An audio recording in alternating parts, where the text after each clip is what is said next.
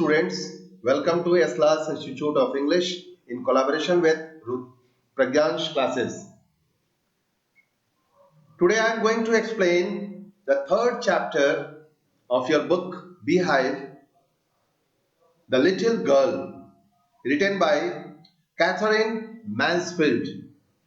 Catherine Mansfield was basically a prominent writer from, you can say, from New Zealand, and she was a short story writer. Basically, she was a short story writer.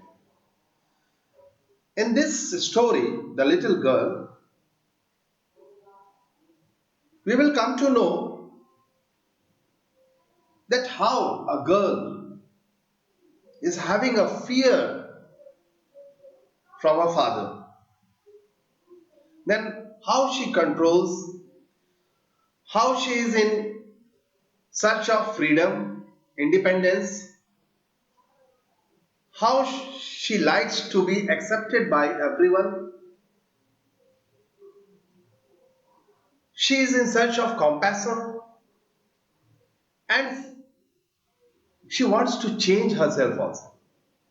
यानी कि एक छोटी लड़की अपने पिताजी से बहुत डरती है और उसके अंदर में भय के कारण कभी कभी वो नियंत्रण खो देती है, लेकिन फिर भी उसको लगता है कि मुझे स्वतंत्रता मिलनी चाहिए, लोग मुझे एक्सेप्ट करें, लोग मुझे करुणा दें, कंपैशन दें, अपने अंदर बदलाव लाने की कोशिश करती है। लेकिन इस दौरान क्या क्या चीज उसके साथ होता है, इन सारी चीजों का बड़ा खूबसूरत से वर्णन कैथरीन मैन्सफील्ड ने किया है। So before I start, you have to discuss something. The thing is that, do you feel you know your parents better now than when you were much younger? क्या आप यह महसूस करते हैं कि अब आप अपने मम्मी पापा को, अपने माता को, अपने पिता को पहले से अधिक कहीं भली भांति जानते हैं? जैसे बहुत छोटे थे तो पापा मम्मी को बहुत ज्यादा नहीं समझ पाते थे, लेकिन थोड़े थोड़े बड़े होने लगे तो पापा मम्मी का नेचर, उनकी साइकोलॉजी क्या है, उसको सब, उनका बिहेवियर, ये सब चीज को समझने की कोशिश क्या कभी अनुभव किया आपने? Perhaps you now understand the reasons for some of their actions that used to upset you earlier.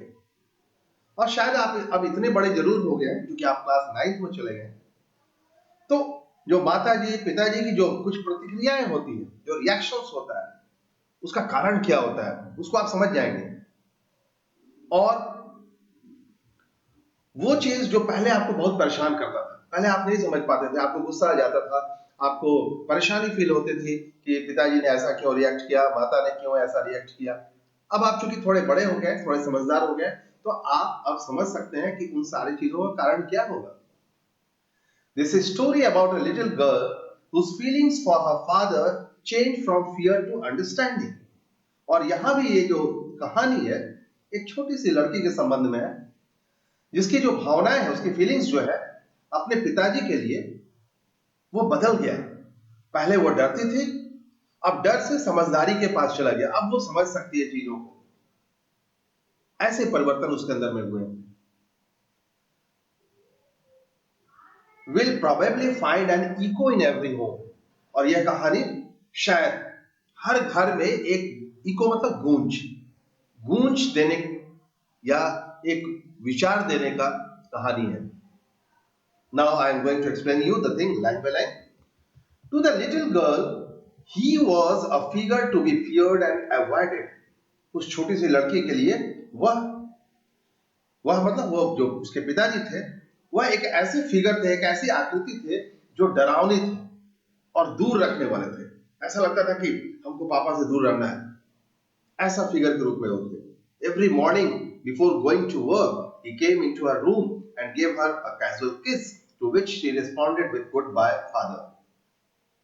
और रोज के दिन, प्रतिदिन काम पे जाने से पहले वह उस छोटी सी लड़की के कमरे में उसके पिताजी आते थे, उसको जो कैजुअल तरीके से उसको चूमते थे, चुम्बन लेते थे, स्नेह देते थे, और उसके रिप्लाई में वो रिस्पॉन्ड करती थी, प्रत्युत्तर देती थी और वह बोलती थी गुड बाय फादर, अलविदा पिताजी, ऐसा वो बोलती थी। And oh, there was a glad sense of relief when she heard the noise of the carriage growing fainter and fainter down the long road. लेकिन जब वह सुनती थी कि गाड़ी जिससे उसके पिताजी सड़क से होकर जाते थे, उस गाड़ी की आवाज धीरे धीरे धीरे धीरे धीरे धीरे करके कम होती जा रही है, यानी कि पिताजी आगे की ओर बढ़ते जा रहे हैं, उसको उतनी ही ज्यादा खुशी होती थी कि अब मेरे पिताजी काम पर चले गए, गाड़ी की आवाज अब बिल्कुल नहीं सुनाई दे रही है सड़क पे। उसको खुशी मिलती थी। और जब तक पिताजी रहते थे तो उसको डर लगता था। In the evening when he came home, she stood near the staircase and heard his loud voice in the hall. जब शाम में पिताजी फिर घर आते थे तो वहीं सीढ़ियों के नीचे वो खड़ी रहती थी, ये छोटी लड़की, और हॉल तक उसकी पिताजी की ऊंची ऊंची जो आवाज थी वो सुनाई देती थी। जब घर में एंट्री लेते थे तो वो चीखते चिल्लाते जोर जोर से आवाज करते हुए हॉल के अंदर प्रवेश लेते थे, और वो लड़की जो थी वो चुपचाप सीढ़ी के नीचे खड़ी रहती थी। क्या बोलते थे? Bring my tea into the drawing room, मेरी चाय जो है ड्राइंग रूम में लेके आओ। Hasn't the paper come yet, अभी तक पेपर नहीं आया क्या? Newspaper. Mother go and see if my paper's out there and bring me my slippers, मां जाकर देखो मेरा समाचार पत्र तो नहीं आया, बाहर में कहीं तो नहीं है, और मेरा स्लीपर लेके आओ। वो किससे बोलते थे? वह अपनी मां से बोलते थे, यानी कि इस छोटी सी लड़की के दादी से बोलते थे ये बात। जैसे ही ड्राइंग रूम में चाय का डिमांड करते थे तो वो पेपर के विषय में तहकीकात करते थे और फिर दादी से बोलते थे कि पता करो कि न्यूज़पेपर आया कि नहीं, और फिर वो अपना स्लीपर चप्पल मांगते थे। Kezia mother would call to her, और इस लड़की का नाम क्या था? केजिया था। तो इसकी मां उसको पुकारती थी, if you are a good girl you can come down and take off father's boots. और वो बोलती थी, उसकी मां उसको बोलती थी कि यदि तुम एक अच्छी सी लड़की हो तो नीचे आ जाओ, सीढ़ी के पास छुप रहती थी, और पिताजी के जो जूते हैं उसको ले आओ, ऐसा वो बोलती थी। Slowly the girl would slip down the stairs, more slowly still across the hall. और धीरे धीरे ये लड़की सीढ़ियों से नीचे उतरती थी और धीरे से ही ड्राइंग रूम तक आती थी और दरवाजा खोलती थी। मतलब वो डरती थी, धीरे धीरे सब काम करती थी। अब क्या होता था? And push open the drawing room door, और दरवाजा धीरे से ड्राइंग रूम तक खोलती थी। By that time he had his spectacles on and looked at her over them in a way that was terrifying to the little girl. और जब वो प्रवेश करती थी, जैसे ही वो अंदर आती थी, तब तक उसके पिताजी जो चश्मा पहन रखे थे, उस चश्मे से वह उसको इस तरीके से देखते थे कि उसको डर लगता था। उसको लगता था कि पिताजी मेरे पता नहीं किस रूप में देख रहे हैं। वो पिताजी से बहुत डरती थी। Well, Kezia, hurry up and pull off these boots and take them outside.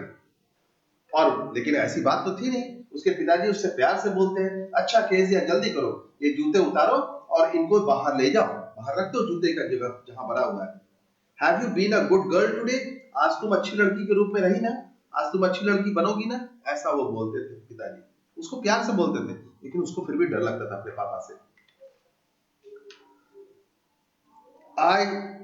I don't know father, वह hesitatingly, डोंट नो फादर, ऐसा करके वह बोलती कि मैं नहीं जानती हूं पिताजी कि मैं अच्छी लड़की बनूंगी कि नहीं। यू डोंट नो, तुम नहीं जानती। वो भी उसी तरीके से नकल करके बोलते कि तुम नहीं जानती। If you stutter like that mother will have to take you to the doctor, अगर तुम ऐसे लड़खड़ाते हुए तुम बोलोगी, हकला कर बोलोगी, तो मां तुमको डॉक्टर के पास ले जाएगी। तुमको अच्छे से बोलना चाहिए, ऐसा वो इशारा कर। She never stuttered with other people, had quite given it up, but only with father, because then she was trying so hard to say the words properly. वह दूसरों के सामने हकला कर नहीं बोलती थी, और उसने पूरी तरह से छोड़ दिया था हकला करके बोलना, had quite given it up, लेकिन पिताजी के साथ ऐसा करती थी क्योंकि because then she was trying so hard, तो वह उस समय कोशिश कर रही थी, कठोर परिश्रम कर रही थी टू से द वर्ड्स प्रॉपरली, कि शब्दों को सही ढंग से बोले। पिताजी के सामने उसके शब्द लड़खड़ाने लगते थे, थकलाने लगती थी वो डर से। What's the matter, what are you looking so rest about?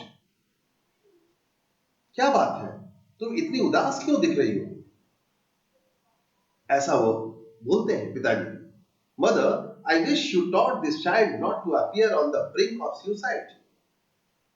मां, मैं चाहता हूं कि तुम इसे सिखाओ कि यह लड़की आत्महत्या के निकट में आ जाए। ऐसा लगता है, इतना डर के रहती है, लगता है जैसे यह आत्महत्या कर लेगी। वो मां से बोलते हैं, यह Kezia, carry my tea cup back to the table carefully. और फिर वो बोलते हैं केजिया से, केजिया, मेरे चाय के प्याले को फिर से सावधानी इस तरीके से, सावधानी पूर्वक मेज पर ले चलो। चाय तुम ही रखोगी मेज के ऊपर में, क्योंकि उन्होंने चाय का डिमांड किया था आते आते। He was so big, his hands and his neck, especially his mouth when he yawned, और इसके पिताजी इतना बड़ा थे कि उसके हाथ और गर्दन, और खास तौर पर जब वो मुंह से जम्हाई लेते थे, मुंह खोलते थे जम्हाई लेने के लिए, वो बड़ा विशाल रूप में दिखते थे। Thinking about him alone was like thinking about a giant. और वह बेचारी जब अपने पिताजी के विषय में सोचती थी, विचार करती थी, तो उसको लगता था कि मेरे पिताजी का जो स्वरूप है, जो एग्जिस्टेंस है, जो शेप है, वो एक राक्षस, एक दानव के बारे में सोचने जैसा हो जाता था। वो अपने पिताजी को एक दानव जैसा स्वरूप में देखती थी, बड़ा देखती थी उसको। On Sunday afternoons, grandmother sent her down to the drawing room to have a nice talk with father and mother. एक बार की बात है कि रविवार की दोपहर थी और दादी माँ ने उसे क्या किया, उसको बोला कि तुम ड्राइंग रूम में चले जाओ, वहां तुम्हारे मम्मी पापा है, वहां उसे जाकर के और बात करो, नाइस टॉक करो, मधुर तरीके से बात करो। ऐसा करने के लिए भेज दिया। But the little girl always found mother reading and father stretched out on the sofa. लेकिन जो वह छोटी लड़की गई तो देखी कि मेरी माँ जो है एकदम लगातार जो है वह अपनी न्यूज़पेपर को पढ़ रही है, और फिर पिताजी को देखी कि वह सोफा पर बिल्कुल स्ट्रेच किए हुए हैं, बिल्कुल लेटे हुए हैं, पड़े हुए हैं, his handkerchief on his face, और सोफा पर लेटे लेटे मुंह पे अपने रुमाल को रख लिए, his feet on one of the best cushions, और उनका पैर जो है उसमें सबसे अच्छा जो कुशन था, गद्दा था, उसके ऊपर में रख दिए हैं, स्लीपिंग साउंडली एंड स्नोरिंग, और गहरी नींद में, साउंडली स्लीपिंग मतलब गहरी नींद में सोए हुए हैं और स्नोरिंग कर रहे, खर्राटे भी भर रहे। ऐसा सीन देखी वो जाकर के।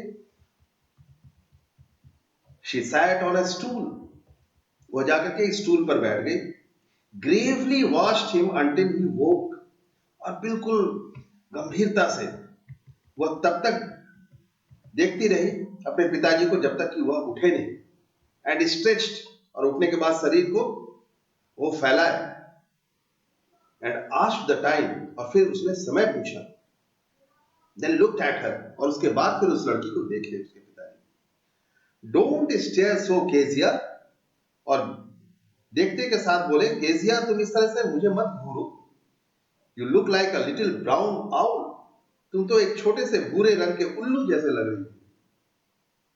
One day, when she was kept indoors with a cold, her grandmother told her that father's birthday was next week. एक दिन जब ठंड के कारण, बहुत ठंडी थी, तो उसको कमरे में रखा गया, बोला कमरे से बाहर नहीं जाना है, घर के अंदर रहना है, कमरे के अंदर रहना है। तो उसकी दादी ने उसको बताया कि अगले सप्ताह उसके पिताजी का जन्मदिन है, बर्थडे है, एंड सजेस्टेड, और उसको सजेशन दिया, उसको परामर्श दिया, उसको सलाह दिया, she should make him a pin cushion for a gift out of a beautiful piece of yellow silk. और क्या परामर्श दिया कि उसको कुछ गिफ्ट करना चाहिए अपने पिताजी को, और पीले सिल्क का पिन कुशन बना करके देने के लिए बताया, पिन कुशन बनाने के लिए बताया। Laboriously with a double cotton, the little girl stitched 3 sides, बहुत ही कठिन परिश्रम करके उस छोटी सी लड़की ने दोहरे धागे लगा लगा करके 3 तरफ से सिलाई किया। But what to fill it with, 3 तरफ से सिलाई कर दिया, एक तरफ से उसका मुंह खुला रखा कुशन का, और उसमें सोची कि उसके अंदर में भरा क्या जाएगा, कुछ तो डालना होगा, गद्दे बनाने, कुशन बनाना। That was the question. अब ये प्रश्न खड़ा हो गया। The grandmother was out in the garden. Grandmother बाहर बागीचे में थी।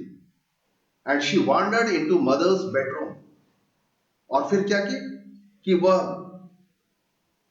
अपने मां के घूमते घूमते, टहलते टहलते अपने मां के कमरे में चली गई। टू लुक फॉर स्क्रैप्स, कि उसके अंदर में कुछ स्क्रैप्स जो है, कुछ कपड़ों का टुकड़ा, रुई का कुछ भी, या पेपर, कुछ भी डाला जाए इसके अंदर में। On the bed table she discovered a great many sheets of fine paper. तो मां के कमरे में जब गई तो देखिए कि क्या कि बहुत सारा मेज पे, सोने वाले जो उसके कमरे थे उसके कोने में मेज थे, टेबल था, उसके ऊपर बहुत अच्छे अच्छे कागज पड़े हुए थे। वो सबको इकट्ठा कर रही, गैदर्ड देम अप, टोर देम इनटू टाइनी पीसेस, और छोटे छोटे टुकड़ों में उस कागजों को फाड़ दिया। एंड स्टफ्ड हर केस, और जो कुशन बनाना था उसमें सारा वो भर दिया। And then sewed up the fourth side, और जो उसका चौथा मुंह जो खुला हुआ था उसकी भी सिलाई कर दी, उसको भी बंद कर दी। That night there was a hue and cry in the house. उस रात घर में बहुत शोर मच गया। ह्यू एंड क्राई तक शोर मचना शुरू हुआ। Father's great speech for the port authority had been lost. और क्यों शोर हो रहा था घर में कि पिताजी का जो पोर्ट अथॉरिटी प्राधिकरण था उसके जो भाषण देने वाले कागज थे वो भूल गए। रूम्स वेयर सर्च्ड, सारे कमरे में उसको ढूंढा जा रहा था। सर्वेंट्स क्वेश्चन, जितने भी नौकर थे उनसे प्रश्न पूछा जा रहा था। Finally mother came into Kezia's room. अंत में मां जो थी केजिया के कमरे में आई। Kezia, I suppose you didn't see some papers on a table in our room. वो केजिया से पूछती है, केजिया ऐसा मेरा विचार है कि हमारे कमरे में तुमने मेज पर रखे कागज तो नहीं ना देखे थे, उससे प्रश्न पूछती है। She said, oh yes, I tore them up for my surprise. बोले कि हाँ, उसने ऐसा जवाब दिया, हाँ मैंने तो उसे सरप्राइज करने वाले एक उपहार के लिए सब फाड़ दिया, सब कागज को। आश्चर्य देना था मुझे, उपहार, एक चकित उपहार देना था, इसलिए मैंने उस कागज को फाड़ दिया। Screamed mother, what? मां चिल्लाई उसी समय, क्या? Come straight down to the dining room this instant. और इसी पल तुम डाइनिंग रूम में तत्काल प्रभाव से इसी क्षण आ जाओ नीचे। And she was dragged down to where father was pacing to and fro. और उसको घसीट करके उस जगह पर लाया गया, उस स्थान पर लाया गया जहां पिताजी जो है टू एंड फ्रो, इधर उधर घूम रहे थे। हैंड्स बिहाइंड हिज बैक, अपना हाथ पीछे रख करके डाल रहे थे गुस्से में। ही सेड शार्पली, और उसने बहुत ही रूखेपन से, बहुत तेज आवाज से बोला, अच्छा, वेल। मदर एक्सप्लेन्ड, मां ने पूरा ब्यौरा दिया, विवरण दिया कि उसने क्या किया है। He stopped and stared at the child. वह रुक गए और उस लड़की को घूर घूर कर देखना शुरू कर दिया। What you did you do that? क्या तुमने ऐसा किया है? डांट करके पूछे। अब बेचारी फिर हकलाने लगी। न न नो, शी विस्पर्ड। वह बुदबुदा करके बोली, नहीं नहीं। Mother, go up to her room and fetch down the tap thing. बोलती, वो गुस्से में बोले, मां इसके कमरे में जाओ और वह सभी चीज को लेके आओ जहां की वो इसको तोड़ फोड़ करके, फाड़ करके पेपर जहां पर वो डाली है, उस चीज को लेके आओ। See that the child put to bed this instant. और इस लड़की को लेकर के इसी समय जाओ और बिस्तर पर लिटा दो। ऐसा करके वो उसको डांटना शुरू किए और वो भयभीत हो गई लड़की। So today I'll end the story here only, and in the next video I'll continue with the 7th paragraph. Thank you.